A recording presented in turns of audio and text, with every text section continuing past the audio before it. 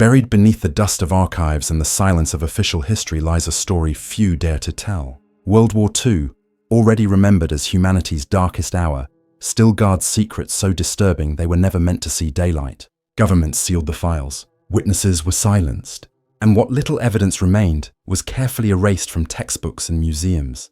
Yet scraps of testimony, declassified cables, and forgotten military reports reveal a different war, one where moral boundaries dissolved under the weight of ambition and survival. These revelations are not battlefield strategies or political maneuvers. They are the hidden crimes, forbidden collaborations, and erased experiments that stain the legacy of both victors and defeated. As you listen, you may question everything you thought you knew about the so-called good war. Were the Allies always righteous? Were the Axis crimes fully punished? Or was truth itself buried under layers of secrecy for the sake of power? Stay with us and decide for yourself. But be warned, what follows is not comfortable history. It is a descent into the disturbingly lost secrets of World War II, truths that may rewrite everything we believed was already settled. Classified experiments beneath Auschwitz tunnels.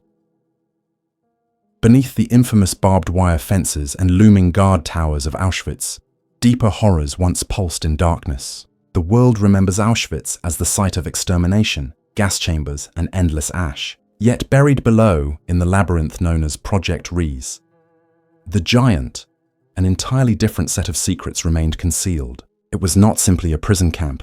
It was an experimental ground, a vast underground industrial project stretching across Lower Silesia, carved into mountains and stone.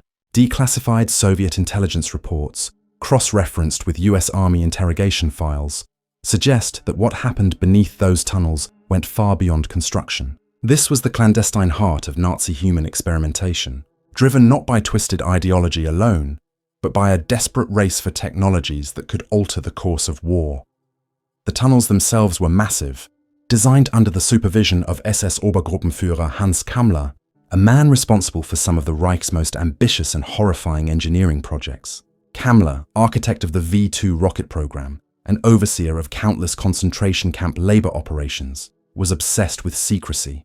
In documents uncovered by the CIA during Operation Paperclip, his name appears frequently, attached to notes about special human trials conducted far from public knowledge. Auschwitz was the supply line of expendable human lives. The tunnels were the laboratory where those lives were consumed in experiments that skirted the edge of science and cruelty. Reports suggest Siemens and IG Farben supplied equipment for what were called endurance evaluations.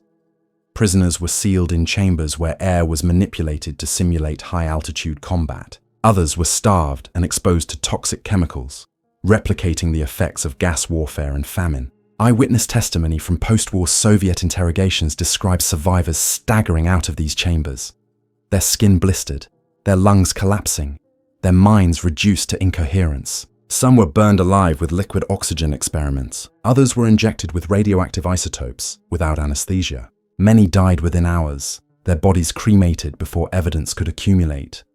This was not random sadism, it was systematic.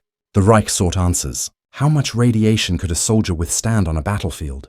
Could civilians survive chemical famine if Allied blockades crippled food supply? What diseases could be weaponized and dispersed in enemy territory? Kammler's files reveal meticulous record-keeping, pages of results carefully noted in coded German shorthand.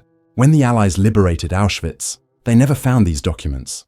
They had already been moved, spirited away into secret caches, some of which only resurfaced decades later during Soviet archival releases in the late 1980s. The most disturbing element is what happened to the knowledge itself. Kammler vanished in 1945, reportedly dead by suicide, though his body was never confirmed. Multiple US counterintelligence files suggest he was quietly absorbed into American custody, his expertise deemed too valuable to discard. Operation Paperclip, the US program to recruit Nazi scientists, left a trail of sanitized resumes. It is whispered that Kammler's work on radiation exposure and endurance testing seeded early American research into nuclear survival during the Cold War. Reports from Oak Ridge and Los Alamos cite foreign data obtained in Europe. Though sources remain classified, if this is true, their knowledge wrung from the bodies of Auschwitz victims continued to echo decades later, shaping fallout shelters, survival manuals, and military doctrines designed for nuclear confrontation. In effect, the suffering of prisoners beneath the Auschwitz tunnels did not vanish with their deaths. Their pain became calculations in a war that never fully ended, the Cold War. The underground tunnels of Project Rees were never fully excavated. Portions remain sealed, filled with collapsed concrete and unexplored chambers. Historians, journalists, and even treasure hunters have speculated what lies within. Missing documents, experimental devices, perhaps even evidence of weapons prototypes. Polish authorities have restricted access, citing safety hazards, yet rumors persist of hidden vaults containing untouched Nazi archives. Each rediscovery threatens to pull at threads governments would prefer remain untouched. The psychological weight of these revelations is staggering. It reframes Auschwitz not only as a death factory, but also as a research hub feeding the military ambitions of the Reich. Victims were not merely murdered, they were converted into data, their agony transformed into numbers on a page, and those pages, smuggled into Western and Soviet hands, may have guided the post-war arms race in ways few dare acknowledge. The official histories are silent, but whispers continue. Somewhere in classified vaults in Washington, Moscow, and Berlin, entire folders of Kamler's records are rumored to exist. Why have they not been released? The answer may lie in their disturbing continuity. If post-war superpowers built their own survival strategies on this foundation, then exposing the truth would implicate not just Nazi Germany, but the very nations that claimed to defeat it. Auschwitz was a graveyard of millions. Yet beneath the ash, in tunnels carved by forced labor, history concealed another kind of atrocity, one that refused to die. The classified experiments beneath Auschwitz remain a forbidden chapter, a secret that bridges the Third Reich and the Cold War, a reminder that some knowledge is paid for not with discovery, but with human souls sacrificed in silence. Forbidden Pact of the Vatican Archives. The Vatican, draped in the solemn authority of faith and cloaked in centuries of secrecy, has long stood apart from the brutal realities of war. Yet behind the high walls of its libraries and the shadowed halls of the Apostolic Palace, disturbing files point to a forbidden arrangement forged during the most desperate years of World War II. Diplomatic cables and testimonies, declassified decades later, suggest that elements within the Holy See maintained clandestine contacts with the Nazi regime, contacts that may have gone beyond negotiation and entered the realm of complicity. The purpose was not salvation but survival, the preservation of influence, sovereignty, and control at any cost. The revelations are buried in the Vatican's secret archives, a repository so vast that even today only fragments are accessible. Within those fragments lies evidence of an unsettling pact. It begins in 1943, when the Reich's military fortunes collapsed at Stalingrad and Allied forces pressed through North Africa. German defeat appeared inevitable. Yet reports from British intelligence intercepted coded communications from Vatican envoys in Switzerland. These messages, later labelled Document 74 Red Line, reference Operation Rat Line, a covert system for extracting Nazi officials, war criminals, and fascist allies from collapsing Europe. The network stretched from monasteries in Austria to ports in Genoa, where disguised priests and sympathetic officials issued falsified Red Cross passports. These documents funneled men like Klaus Barbie, the butcher of Lyon, and Ante Pavelic, the Croatian fascist leader, onto ships bound for Argentina, Chile, and even Syria. For decades, their survival was considered accidental. Now, the evidence suggests it was engineered. The Vatican's motive was complex. Pope Pius X, cautious and deeply fearful of communism, viewed the Soviet advance as a greater long-term threat than Hitler's collapsing Reich. Behind closed doors, Vatican envoys negotiated with German officials to safeguard church sovereignty in occupied territories, and in return offered quiet assistance in preserving useful assets. The term referred not to innocents, but to intelligence officers, scientists, and political leaders deemed valuable in a coming confrontation with the Soviet Union. The documents reveal chilling pragmatism. Men responsible for massacres and deportations were allowed to vanish, shielded by clerical robes and the sanctity of religious institutions. Operation Rat Line was not isolated. It intersected with Allied intelligence. By 1947, both American and British agencies were eager to exploit Nazi expertise in counterintelligence and anti-communist operations. Files now declassified from the US Army's Counterintelligence Corps show cross-references to Ratline documents, suggesting tacit approval. The Vatican, acting as intermediary, provided cover that governments could publicly deny. This hidden infrastructure, born of wartime desperation, became the foundation for post-war intelligence in Latin America, where fascist fugitives re-emerged as advisors to military regimes supported by Western powers. The disturbing implication is not merely that war criminals escaped justice, it is that they were preserved intentionally, woven into the fabric of Cold War geopolitics. Klaus Barbie later collaborated with Bolivian intelligence, assisting in the persecution of leftist activists. Pavelic resurfaced in Argentina, organizing Croatian exile networks that funded terrorism in Europe. Each man's survival traces back to the corridors of the Vatican and the sealed files marked reserved. A classification that shielded details for decades. Testimonies from former priests corroborate the paper trail. Father Krunoslav Draganovic, a Croatian cleric stationed in Rome, played a central role in managing false documents and coordinating passages through Genoa. In post-war interviews, he admitted his activities, but insisted they were driven by compassion for refugees. Yet Allied intelligence reports contradict his claims, noting his direct involvement in spiriting Pavelic out of Europe. Draganovic operated under Vatican protection, immune to prosecution despite repeated demands from Yugoslavia for his extradition. The secrecy surrounding these events was deliberate. The Vatican controlled its archives with ruthless precision, releasing only carefully selected records. When journalists and historians probed too deeply, they were denied access or deflected with vague explanations about misfiled documents. Even today, files from 1939 to 1945 remain only partially available, fueling speculation about what remains hidden. In 2019, Pope Francis authorized the release of certain wartime archives, but scholars quickly noted glaring absences. Whole sets of correspondence with German diplomats were missing, removed or destroyed without explanation. The ethical weight of this forbidden pact is immense. If faith-based institutions, entrusted with moral authority, knowingly facilitated the escape of murderers, then the boundary between spiritual duty and political calculation collapses. The Vatican, seeking to defend itself against communism, chose to cooperate with elements of the very regime it had publicly condemned. By preserving fascist remnants, it ensured that the ideology of the Reich did not die in 1945, but instead mutated into Cold War machinery, operating from the shadows of South America and Europe.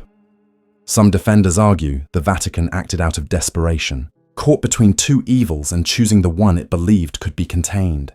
But the documents suggest more than reluctant compromise. They suggest active participation, coordination, and strategy. The silence that followed, decades of official denial, missing archives, and blocked investigations, reveals the extent to which this history was deliberately erased. The Church's reputation depended on forgetting. Governments benefited from forgetting. And so, for generations, the truth was buried under incense and ceremony. The forbidden pact of the Vatican archives forces us to confront unsettling questions. How many fugitives escaped through this holy pipeline? How much did the Vatican truly know? And perhaps most chillingly, how much of our modern world was shaped by decisions made not in battlefields, but in the secret negotiations between priests and killers? The answers remain hidden, locked away in archives where access is tightly controlled, where silence is maintained not for the dead, but for the living who still wield power. Erased Soviet-Nazi nuclear collaboration. The official history of the atomic age tells us that the race for the bomb began in secret laboratories in the United States, Britain, and later, the Soviet Union. Yet a disturbing layer of evidence reveals a forgotten prelude, a period when Hitler's Germany and Stalin's Soviet Union briefly collaborated on nuclear research before turning on one another in open war. This collaboration, erased from textbooks and carefully hidden in classified files, reveals how ideology bent under the weight of ambition and how the blueprint of apocalypse was nearly shared between sworn enemies. The story begins in August 1939, when the Molotov-Ribbentrop Pact stunned the world. Officially, it was a non-aggression treaty. In practice, it was a cynical agreement to carve up Eastern Europe and buy time for each regime. But buried within annexes never made public were references to technical exchanges between the Reich and the USSR. Soviet archives declassified in the 1990s reveal that among shipments of grain, oil, and strategic metals, there also flowed scientific data, fragments of Germany's early nuclear program. Uranium ore mined from Czechoslovakia, seized during occupation, was quietly routed through Leningrad in early 1940. In return, the Soviets provided rare earth materials and laboratory equipment essential for reactor experiments. These shipments were camouflaged within ordinary trade manifests, invisible to outsiders but meticulously tracked in NKVD records. The German side was represented by physicist Kurt Diebner, who later competed with Werner Heisenberg for leadership of the Nazi atomic effort. Documents reference Project Thor, an experimental program aiming to build a functioning uranium reactor. Soviet physicists, working under Igor Kurchatov, received partial access to German reactor schematics, testing fuel rods in a secluded laboratory outside Moscow. The cooperation was fragile, marked by mutual distrust, yet undeniable. Both sides believed they could outmaneuver the other, extracting knowledge while giving away little. The truth, however, is that in those 2 years of uneasy peace, critical seeds of the nuclear arms race were planted. The collaboration ended abruptly on June 22, 1941, when Germany launched Operation Barbarossa, the largest invasion in history. Soviet researchers were ordered to destroy sensitive documents and relocate experimental materials eastward. German scientists were instructed to erase evidence of their dealings with Moscow. NKVD reports confirm that crates of uranium ore intended for further exchanges were diverted to secret warehouses near Sverdlovsk. Meanwhile, Diebner shifted focus to experiments in Leipzig, his notes sanitized of Soviet references. The rupture was violent and complete, yet the traces of shared work could not be erased. After the war, both superpowers had reason to bury this history. For the Soviets, acknowledging collaboration with fascist Germany contradicted their narrative of heroic resistance. For the West, admitting that Stalin's bomb project had benefited from Nazi science risked undermining the moral superiority of Allied efforts. Thus, Project Thor vanished from public record. At Nuremberg, no questions were asked about nuclear collaboration. Interrogated scientists spoke vaguely about experiments, careful to omit Soviet connections. And so, the myth of isolated development persisted. The impact, however, cannot be ignored. Soviet progress toward a functional reactor in the late 1940s was astonishingly rapid, culminating in the detonation of their first atomic bomb in 1949, years earlier than many in Washington expected. Historians have long debated how the Soviets closed the gap so quickly. Espionage, particularly the theft of Manhattan Project secrets by agents like Klaus Fuchs, explains part of the story, but Soviet internal memos hint that fragments of earlier German data, obtained before 1941, smoothed their path. If true, then the Soviet bomb was not only stolen from the West, it was also partially inherited from the Reich. For decades, Western intelligence whispered about this possibility. A 1952 CIA report, classified until the 1990s, mentions pre-1941 exchanges of materials and data between German and Soviet laboratories, requiring further verification. The report was buried, deemed too destabilizing. Imagine the implications. The very superpowers that would soon stand locked in nuclear confrontation had once shared the same blueprint, born not of cooperation, but of cynical opportunism. The ideological chasm between fascism and communism narrowed when both regimes glimpsed the possibility of ultimate power. The secrecy surrounding this collaboration is maintained even today. Russian archives remain partially closed, citing national security. German records are fragmented, many destroyed during the chaotic retreat of 1945. Yet hints continue to surface. A former Soviet physicist, interviewed in 1987, recalled testing foreign uranium rods in Moscow laboratories during 1940. Materials she insisted came from the German zone. Western historians dismissed her testimony for years, until documents released after the fall of the Soviet Union confirmed shipments of uranium through Leningrad during that same period. The pieces align, though officials still deny the full picture. The erased Soviet-Nazi nuclear collaboration forces us to rethink the origins of the atomic age. It was not purely a triumph of Allied genius, nor solely the product of Soviet espionage. It was also, disturbingly, the result of a temporary marriage of convenience between two regimes that publicly despised one another, but privately recognized the value of shared destruction. Their partnership was short, but its shadows stretched across decades of fear, escalation, and brinkmanship. What does this mean for our understanding of history? It suggests that the boundaries between good and evil, enemy and ally, were far more porous than we were led to believe. Stalin and Hitler, so often portrayed as mortal opposites, briefly walked the same path in pursuit of annihilation. And while the archives may remain sealed, the consequences are written in the mushroom clouds that followed. The Cold War nuclear balance, the terror of mutually assured destruction, and the billions spent on atomic arsenals all may trace back to a forgotten pact, erased from history, but never undone. Hidden massacres of Allied POWs.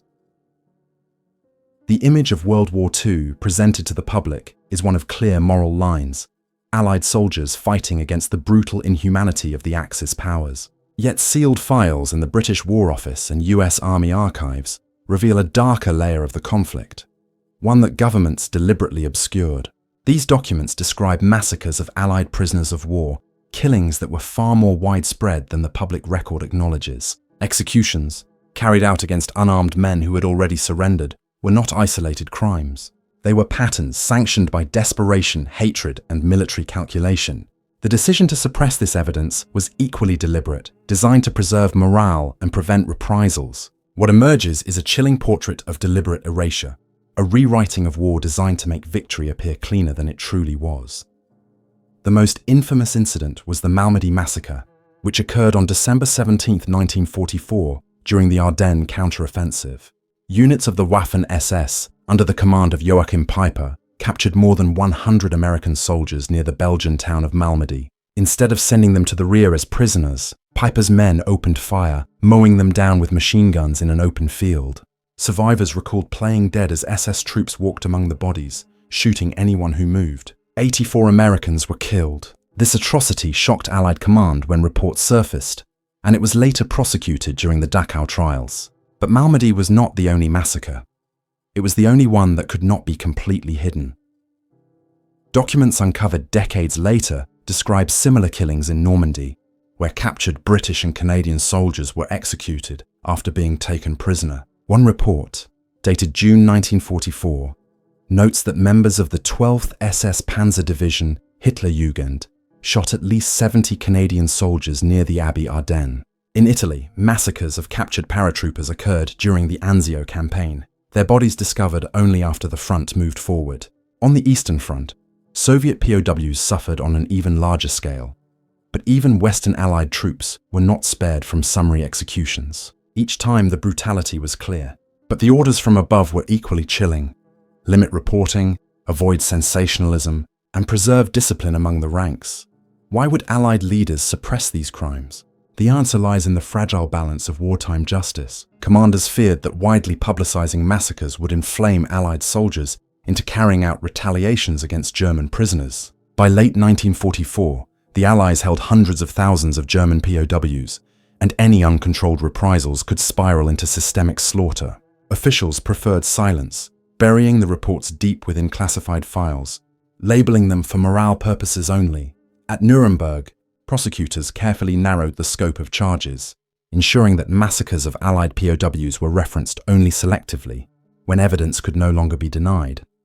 One of the most disturbing files, released in 1993, comes from the British War Office, cataloguing over a dozen separate massacres of British and Canadian prisoners between 1940 and 1945. The file notes that higher authorities explicitly ordered certain reports sealed until after hostilities ended, fearing that the news could erode civilian confidence in our ability to protect our soldiers. Families of the victims received vague notifications of battlefield deaths, never told the truth of how their loved ones were executed in cold blood after surrender. Even decades later, many descendants remain unaware that their fathers, brothers, or uncles were victims not of combat, but of calculated atrocity. The Malmedy trials themselves expose the complexity of justice. Joachim Peiper and several of his officers were convicted, yet political pressure during the early Cold War led to reduced sentences. By the mid-1950s, most of those convicted were free, their crimes overshadowed by the West's new preoccupation with containing communism. Families of the victims were left to grapple with silence, while former perpetrators reintegrated into post-war German society. some even serving in government or business positions. The message was clear: geopolitics outweighed justice. Equally unsettling is the evidence that some Allied officials may have encouraged silence to shield their own conduct. While the massacres of Allied POWs were committed by Axis forces, certain files suggest that Allied treatment of German prisoners also bordered on criminal. Reports of starvation, exposure, and mistreatment in hastily constructed POW camps were quietly buried. To fully expose Axis massacres risked opening scrutiny into Allied practices as well. Thus, silence became a shield not only for morale, but also for avoiding moral equivalence. The hidden massacres of Allied POWs raise fundamental questions about the nature of wartime memory. Why were some atrocities remembered and memorialized while others were erased? The answer lies in the politics of narrative. Malmedy was remembered because it was unavoidable. Photographs, survivors, and battlefield evidence forced acknowledgement. But countless smaller massacres, scattered across Europe, were buried under rubble and bureaucracy. By controlling memory, leaders shaped how future generations would view the war. As a story of noble sacrifice and clean victory, unmarred by the messy reality of hidden atrocities. Today, as new documents surface, the silence grows harder to maintain. Each rediscovered file, each unearthed testimony, forces a reconsideration of what really happened to thousands of Allied soldiers who never returned. Were they casualties of honorable combat, or victims of executions never admitted to? The truth remains scattered in archives, half declassified, half destroyed. For families who lost loved ones, closure is denied, stolen by decades of calculated silence. The massacres remind us that even the so-called good war was soaked in shadows. The deliberate erasure of these atrocities shows that history is not simply written by the victors.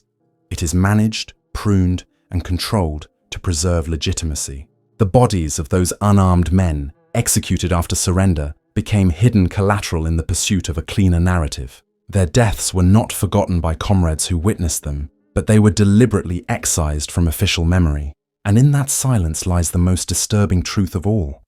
The justice was not only denied, but systematically erased, leaving behind only whispers in classified files and the unmarked graves of those who were supposed to be safe once they laid down their arms. Suppressed Japanese biowarfare atrocities. On the frozen plains of Manchuria, in the occupied city of Harbin, a secret so grotesque unfolded that even among the horrors of World War II, it remains unparalleled. It was called Unit 731, a covert division of the Imperial Japanese Army tasked with developing biological and chemical weapons. Officially described as a water purification unit, its true function was hidden behind barbed wire and guard towers. There, under the command of General Shiro Ishii, doctors, scientists, and soldiers conducted experiments on living human beings with a cruelty that defies comprehension. Yet the deepest horror is not only in what they did, but in how the truth was buried. For decades, governments knowingly suppressed evidence, trading justice for scientific advantage. The result was silence. Thousands of victims erased from history, their suffering hidden in classified vaults. The atrocities of Unit 731 are drawn from the testimonies of survivors, captured documents, and confessions from Japanese officials after the war. Prisoners of war, Chinese civilians, Korean dissidents, Mongolian farmers, and even captured Allied soldiers found themselves behind its gates. They were subjected to vivisection without anesthesia, organs removed while hearts still beat. Prisoners were infected with plague, anthrax, cholera, and syphilis, left to die while doctors carefully recorded symptoms. Others were exposed to frostbite experiments, limbs frozen solid with ice water, beaten with sticks to test tissue resilience, thawed only to be refrozen. Women were raped and impregnated so that childbirth under controlled infection could be studied. Each body became a living laboratory, each death a line in a notebook of data. In 1942, Japanese aircraft dropped plague-infested fleas over Chinese villages in Zhejiang and Hunan provinces. Entire communities were decimated by outbreaks, their deaths unrecorded in wartime statistics, but evident in local burial grounds. Witnesses described blackened corpses piled in ditches, while Japanese reports clinically tallied infection rates. These field tests were rehearsals for larger-scale biowarfare campaigns that Tokyo envisioned against Allied nations, including the United States. By 1945, Plans existed for Operation Cherry Blossoms at night, a scheme to unleash plague-carrying insects over California. The war ended before it could be executed, but the intention underscores how far the empire was willing to go. When Japan surrendered in August 1945, one might expect such crimes to face the same judgment as those exposed at Nuremberg. Yet what followed was a betrayal. Instead of prosecuting Shiro Ishii and his subordinates, US authorities, under General Douglas MacArthur, struck a secret deal. In exchange for immunity, the scientists of Unit 731 provided their research to American intelligence. Documents confirm that the US Army considered the data of great value for developing its own biological warfare program. The victims, numbering in the tens of thousands, were sacrificed again, first in their deaths, then in the erasure of their suffering. Not one major figure of Unit 731 stood trial in Tokyo. Justice was not denied by lack of evidence. It was bargained away. The data collected in Harbin flowed into Fort Detrick, Maryland, home of America's biological warfare program during the Cold War. There, researchers studied Ishii's notebooks, integrating findings into US experiments. In essence, the Atrocities became the foundation for Western advances in germ warfare defense and offense. Soviet intelligence, aware of the immunity deals, held its own trials in Khabarovsk in 1949, convicting several captured Japanese officers. But in the West, these proceedings were dismissed as propaganda. The truth was buried beneath Cold War politics, and for decades, Unit 731 was a rumor rather than accepted fact. The silence was meticulously maintained. Documents were classified, witnesses silenced, and textbooks cleansed of reference to Japanese biowarfare. Survivors in China who spoke out were dismissed, their stories ignored by international courts. Families who lost loved ones to plague bombs or medical torture were denied recognition. Japan itself avoided reckoning, with officials downplaying or outright denying the existence of Unit 731 well into the late 20th century. Only in the 1980s and 1990s did scattered documents begin to surface, corroborating what survivors had long testified. By then, most perpetrators had lived out full lives, many as respected doctors, professors, and businessmen. The scale of suppression is staggering. Declassified US Army memoranda admit that officials knew thousands of civilians had been killed in biowarfare field tests. Yet because the data offered unique insights unavailable elsewhere, prosecution was deemed not in the national interest, a chilling phrase, suggesting that strategic advantage outweighed human justice. The decision to protect Ishii and his men reveals the moral compromises that shaped the post-war order. It also demonstrates how knowledge, once stained by atrocity, can never truly be cleansed. Today, remnants of Unit 731's compound in Harbin have been converted into a museum. Visitors walk through corridors where screams once echoed, past surgical tables still scarred by knives. Exhibits display glass jars containing organs of victims, preserved for study, silent witnesses to crimes long denied. Yet even now, full archives remain sealed in Washington and Tokyo, inaccessible to researchers. The true scale of the experiments, the numbers of victims, the extent of collaboration with other Axis partners, the degree of Allied complicity, remains obscured. The suppressed Japanese biowarfare atrocities remind us that history is not merely written by the victors. It is negotiated, redacted, and sometimes erased. Victims vanish not only through death, but through silence imposed by those who stood to gain. The legacy of Unit 731 is not confined to wartime horror.